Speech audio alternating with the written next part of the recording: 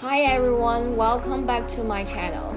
Before we jump into today's interview, I want to take a few minutes to share one of the most unforgettable experiences, my 6-day W trek in Patagonia, Chile this past January. This trek takes place in Torres del Paine National Park, which is honestly one of the most breathtaking places I have ever been to. Over 6 days, we went from comfortable cabins to fully immersive trekking, hiking through mountains, glaciers, lakes, and valleys. Day 1 was all about arrival and getting ready. We arrived in Porto Natales, a small town that serves as the gateway to the park. That evening, we had a briefing with the tour team, met everyone in the group, and had a welcome dinner together. Day 2 was probably the most physically challenging, but also most iconic. We woke up early, entered the park to hike to the base of the towers, which is the signature view of Patagonia. It was about 19 kilometers and took around 9 hours. The hike starts relatively gradual, but the final climb is steep and rocky. I remember feeling exhausted at that point, but when I finally reached the top and saw the three granite towers with those turquoisey lake, it was one of those moments where you just stop and think, this is why I came here. Day 3 felt more peaceful and scenic. We hiked about 14.6 kilometers along Lake Nordenskjold, with these incredible turquoise waters on one side and dramatic mountain peaks on the other. Compared to day 2, it felt more rhythmic and meditative. But one thing that started to feel real on this day was the trekking lifestyle. Hiring our own sleeping bags, staying in camps, and really being immersed in nature. Day 4 was my favorite day of the entire trek. We hiked into the French Valley, which is often described as the heart of the park.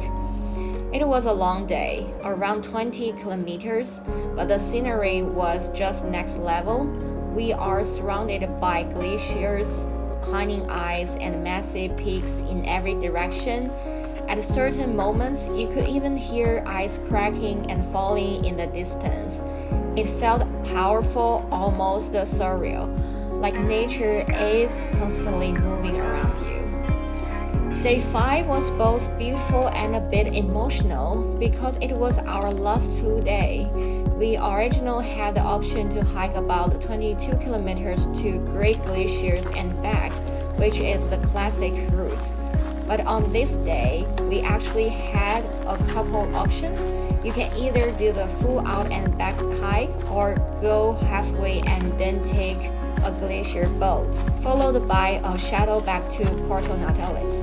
So it's a bit more flexible depending on your energy level and the weather. For us, the weather was very different from the day before. It was rainy but surprisingly no wind, which is actually quite rare in Patagonia. Even with the rain, the landscape had a completely different mood. More quiet, more dramatic, and seeing the glacier up close, whether by hiking or by boat, was still an incredible experience. Day 6 was departure, and honestly, it felt like waking up from a dream. We headed back to the airport, back to normal life, but something about the experience stayed with me. Looking back, this trek was not just about hiking, it was about pushing yourself physically, disconnecting from your daily routine, and reconnecting with nature in a way that is actually quite rare in our everyday lives. And that's why I'm really excited about today's episode, because I will talk to the business owner behind Chile Tour Company that organized this entire experience for us.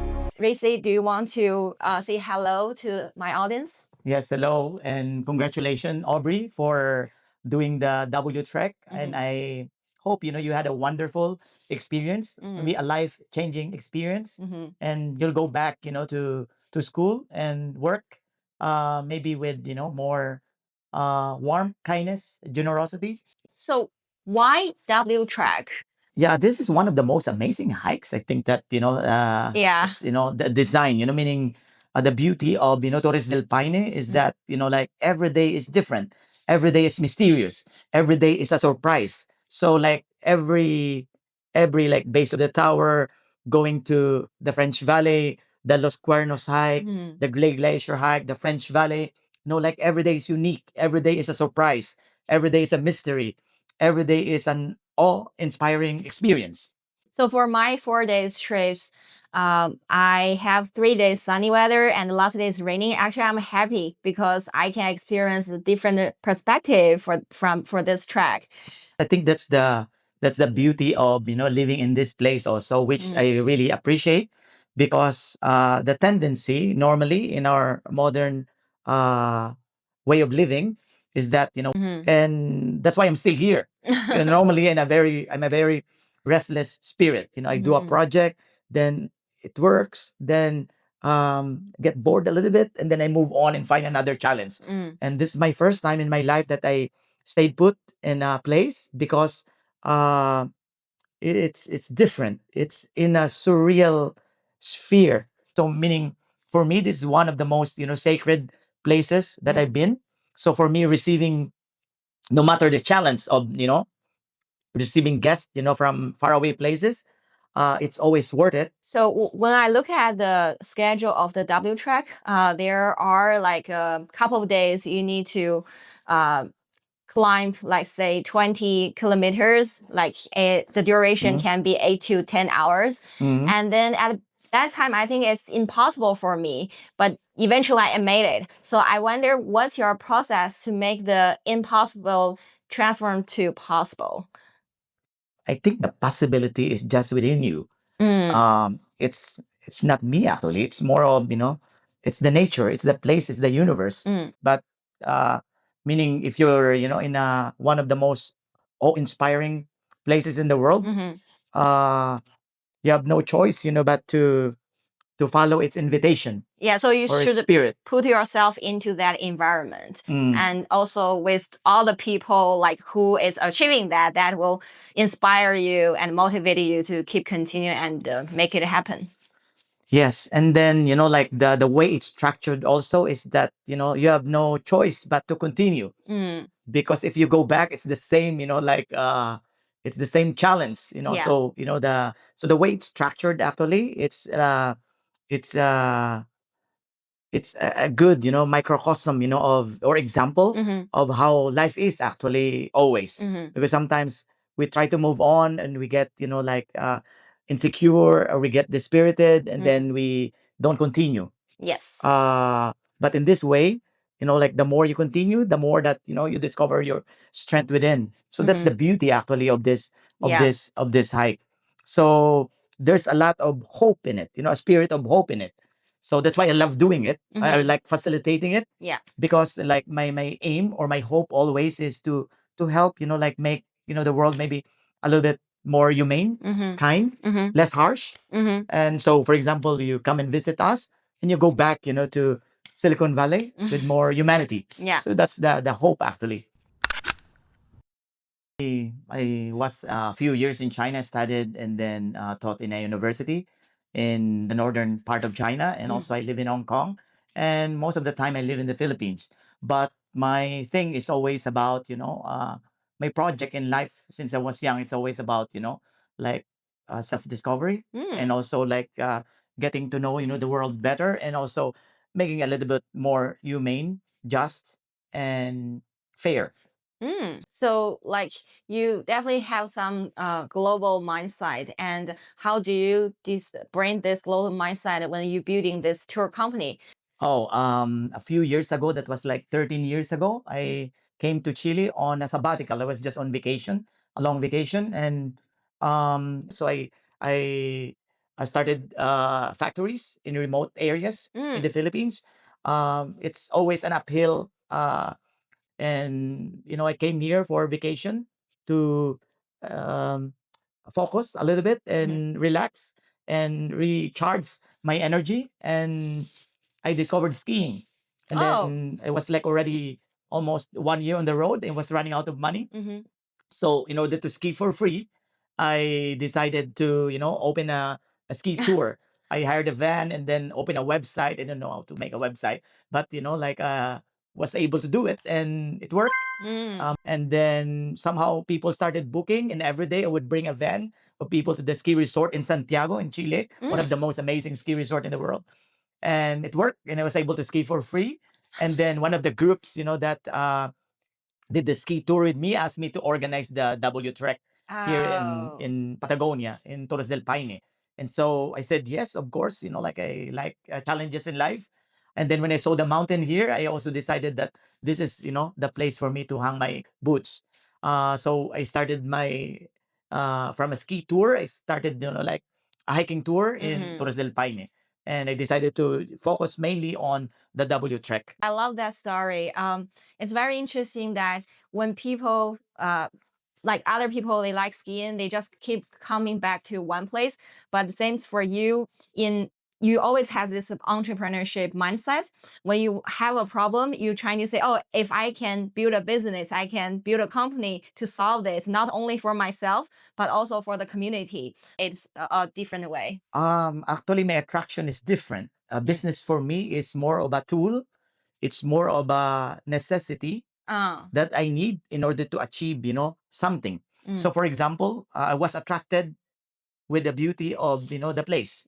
So for me, this is one of the most beautiful places in the world. Yeah. And so beauty attracted me, and the rest was, like part of it. Meaning, in order for me to share the experience of seeing this, mystical place that brings about also like a life changing experience. In order to facilitate the sharing of this, I need to create, a company. Yeah, especially like you are trying to operate a business in a foreign country, right? So I believe you have many challenges and many things like you are not familiar with. You need to figure out. Thing is, sometimes I was not able to solve it, but it's just patience, no, humility, and just perseverance also. So I think the business also has different type. A tour company is one of the most tricky business in my mind because it has a lot of operations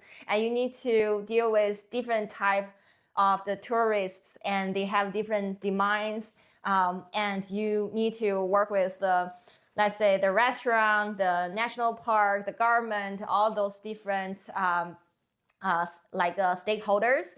One of the things also that I have done, is to focus more on the type of audience or the type of hikers that we want to target. So that also helps a little bit. So mainly, I focus on the more outdoorsy type. So my publicity, so we don't we focus on things. So for example, most of our guests are coming from English speaking country. It can be like French speaking, it can be Italian, but in our case, we focus on English speaking. So that helps a little bit.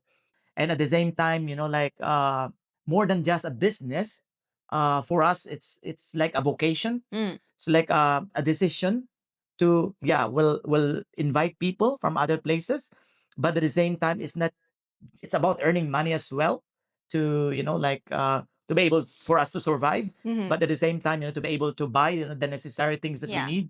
But also it's about like a vocation to be responsible for inviting them to Got something you. like so there's a lot of work and preparation involved, and of course like the sense of commitment that we need to do this in order to provide a better experience. Got So you. every year, we brainstorm and ask ourselves, what needs to be improved for the next season. Basically, you are not just owning this tour company, you also operating the restaurant, you're operating the cabins and many other parts, and you are doing all this vertical integration to make sure the best experience to deliver to your customer.